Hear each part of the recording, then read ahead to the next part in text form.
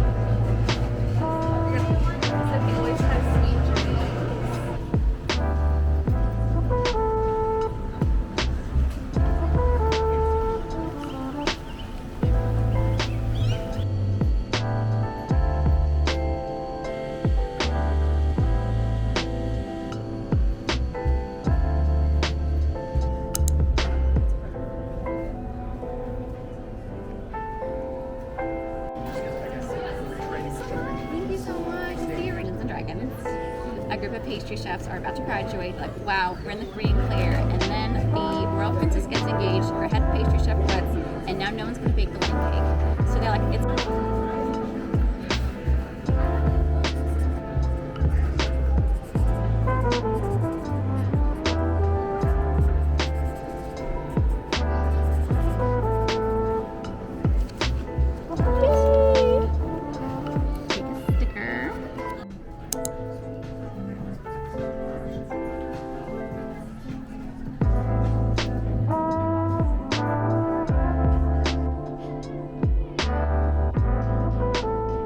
All right, well that ended up being a very successful shopping day. Let's do a quick car haul, and then it is time to head home and actually do some reading.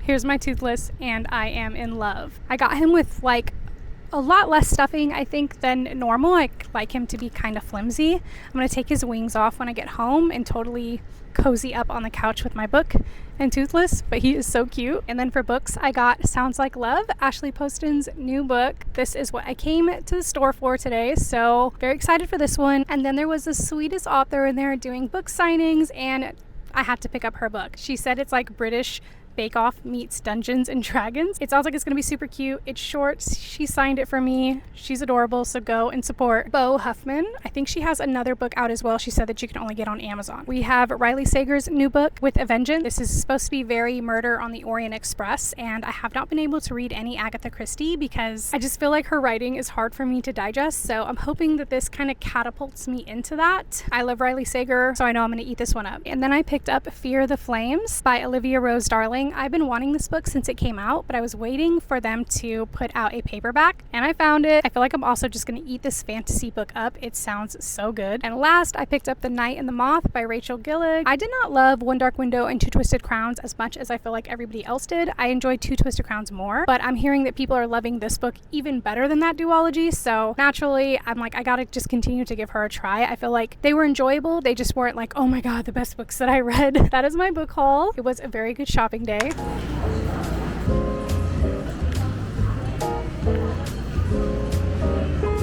you know when they Change in a lot of ways, you know? that's why you have millers and having somebody. You're good? Yep. Did you get enough?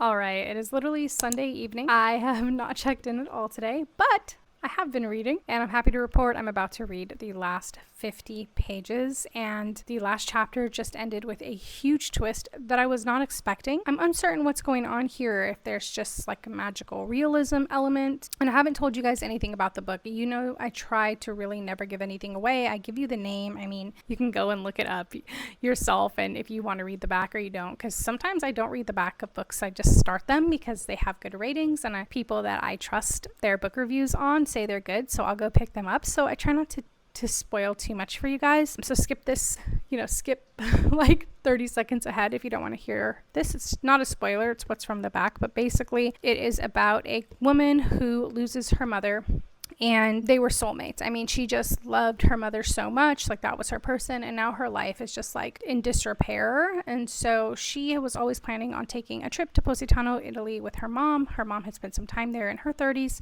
That was very special to her, and she wanted to show Katie, her daughter, that world and that experience and just treasure that with her, but she ended up passing before she could, so Katie goes on this trip by herself. And then this crazy turn of events, she gets there, checks into the hotel, and runs into none other than her mom, but her mom from 30 years ago when her mom was young and when her mom was there. So, there are people on the island that say like the island is full of magic and this and that, but I don't really know how this is going to turn out. I've always said like the last 50 pages of a book are the best, and I try and bring you guys along with me on that. So let's read the last 50 pages together. Hopefully this doesn't destroy me too much, and if it does destroy me, it puts me back together very, very well. There's definitely some hard themes to process in here, so be sure to check like trigger warnings if you do want to pick this up, but it's nothing so heavy that I think it's going to drag you down. It's filled with a lot of other beautiful things, and Rebeccaserle's writing is just simply beautiful. For some reason, the writing reminds me a lot of The Firekeeper's Daughter, which was written by Angeline Bowley. I hope I'm saying that okay. It's a book for women. I just feel like it's a book women should read. If you haven't not read that book,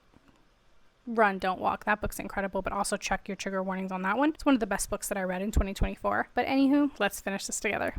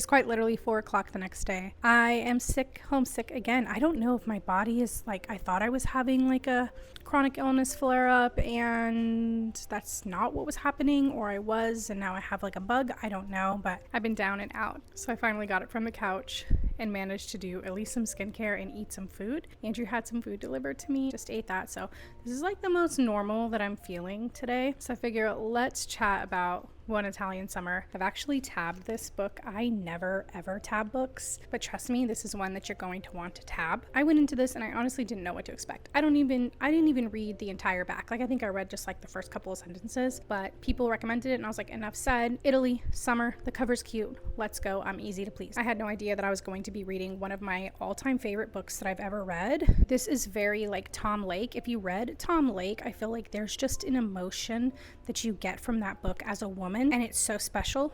And I just needed like last night to process it. I just cried it out, chatted with Andrew about it. I was like, there's just elements of this book that are going to stay with me forever. The mother-daughter relationship, the like literal soulmate, soul-bounding relationship is incredible. The magical realism, whatever the official lingo is breathtaking. You do not at all expect the twist that's going to happen and the way that it's going to end. I honestly, at so many different points in this book, thought, oh my gosh, this is going to happen, or this is going to happen, and that's not what happened at all. I know I spoke about just the theme of grief. Obviously, out of the gate, the main character loses her mom. This is not a secret. It's on the back of the book. But the main running theme for me that I observed was presence, the power of being present, the power of now, and like that is how you get through life's most difficult things. That is how you get through grief, losing your loved ones. That is how you get through hard days, is being present. And it was just a really beautiful reminder to come back to the present moment and to look around and to hug the people that you love. And if you have a mom or mom figure in your life, like to hug them and hold them tight. I feel like this is just a love letter to all women, to all mothers specifically, that you don't stop being a woman and being an individual even when you become a mom. There's so much that I could go on about this book. I loved it so much. I can't wait till book club this weekend. I'm definitely gonna vlog that because I have so many cute ideas for how I'm gonna set up our meal. We're gonna do just like an Italian themed meal here, and I'm so excited. It's such a short book, 245 pages. It's something you can really sit down and eat up in a day. If you pick this up, let me know. If you've read it, let me know. I can go on about it forever. Other than that, I have read about 2 chapters of Conditions of Will, maybe 1 chapter today. I'm gonna finish my skincare, cozy back up on the couch, and read some more of Conditions of Will, although I know that I'm not going to finish it. It's a very long book. It's almost 500 pages, and I have another book club book, Mars 1, that I need to read by this Friday. So after today, I'm just going to put this book down so that I can get that one done and then come back to it to hopefully finish out June. But I'm enjoying it so far. This is my first Jessa Hastings book. Her writing, I can see what everyone loves about her writing. She does not hold back, and I love that about her already. Can clearly tell her viewpoints on some very hot topics and some very political topics, and I am appreciating that about her. So I'm excited to read more of the book. I don't want to rush through it though, so I'll take you guys along while I read a little bit more today, and then I'll end out the vlog in an effort to keep them around 15 to 20 minutes. But in the next reading vlog, and when I finish it, I will definitely update you guys. Okay, let's read a little bit. It is 4:02. I thought, let's see how much I can read in an hour, because I've been wanting to do this and I never made a short about it. So let's see how much I can read in an hour on my Kindle, just because I'm curious about it and I love that little trend going around. So let's do that. I'm going to start the timer.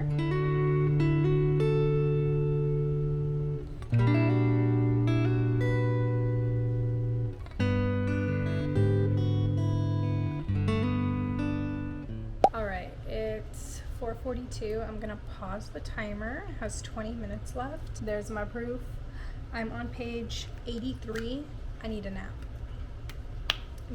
I feel like my eyes are really heavy. So 20 minutes, 83, what is that? It's like 37 pages, 36 pages. Can I do math? Well, it's sick, I don't know. But yeah, very good. Her writing, oh my gosh. I'm highlighting things in the Kindle, and then I'll eventually go back and I think tab this book as well, because she just has that kind of writing that you want to tab, that you want to just go back to and reflect on. So yeah, my eyes are really heavy, you can probably tell. So I'm gonna take a nap, and then when I get up, I'll finish out that 20 minutes and see how far I get. I normally can read 50 pages in an hour, like that's my average. I am reading her writing just a little bit slower because I want to digest it, and also I'm pretty sick, so I feel like, what did we say, 36? I feel like I may actually hit 50. Is it 36? Yeah. I feel like I may actually hit 50 or more. And the last time I really looked at my reading pace, it was a while ago. So I think I may read faster now, in all honesty. Maybe I average like 60 to 70 pages an hour. But anywho, I'm gonna get cuddly and take a nap. Okay, I'm up from my nap and my cheek is red per usual. Side that I slept on, if you've been around. You know, I'm a napping girly, even when I'm not sick, but I did nap a little bit longer because I am not feeling good. So before we finish the last 20 minutes on the Kindle and my husband gets here, I wanted to open a package with you guys because I got a little Bookish package from Gigi and Bo. The owner makes really lovely bookmarks and she just had a new drop, so naturally I had to get bookmarks, and then I believe it also came with a surprise bunch. So I'll show you guys the ones that I ordered that I added tassels to. So with every bookmark you can choose if you want to add a tassel and she'll pick and color code them for you. So I got this one, which is just this gorgeous floral and this beautiful green tassel. And because I'm in my cowboy romance era, I got this cutesy little beach cowboy romance one with this tassel. I love the pink and blue on here, just beautiful colors. Then I got Y'all Means All for Pride Month. I love this so much. I was like, I have to have this. And then I got this like kind of cottage vibe one is what it reminds me of. I don't know the names of all of these off the top of my head, but this one just has really cute little details that I loved, and I feel like it's super homey. And I got this Amalfi Coast one. I know that's the name of this one, and I was really wanting to get this to use while I was reading One Italian Summer, but the package took a little bit longer than I expected. But anywho, it is gorgeous, and I shall match it with another summer book. Oh, and I'm realizing there's actually an error with my order. I'm so sad because, like I said, it took a little bit longer than I expected, and they were going to be gifts for my cousins for book club this weekend, so there's that. But I got the Cousins Beach bookmark. I just love the blue on here for summer, and I got one for myself and then both of my cousins, so I'll be gifting those to them. I need to reach out to her now, see if she can get those to me quickly. But then I think like her first 50 orders or her first 10 orders or something, she threw in some extra bookmarks. So let's see what I got. I got some kitty cats, a little Halloween one. This one's really cute. And I just got this like pink and white one. I don't know if it's just like, would be like a color splash or something. Then I got little bunnies reading books. That's really cute too for spring and Easter. This one says, I still read fairy tales, they're just darker and filled with smut. That I love, and the back is really cool too. That'll be perfect for a dark romance. Reader things. Love that. So that is my little bookish haul. I am going to reach out to her right now actually and see if there's any possible way I can get them by Friday or Saturday. But anywho, let's go finish this little sprint, and actually I might close out the vlog and then do like another sprint and another vlog for like how many pages can I read in an hour of a physical book, just because I'm just tired and not feeling that well. So I'll close out the vlog now, but we will go and finish that last 20 minutes. Thank you guys so much for being here. As always, it means the world to me. If you want to stick around for life in my 30s, productivity, self-care, and of course reading vlogs and bookish things, be sure to subscribe. If you made it this far, leave me a little bow emoji, and I will see you guys in the next one. Happy reading. Bye.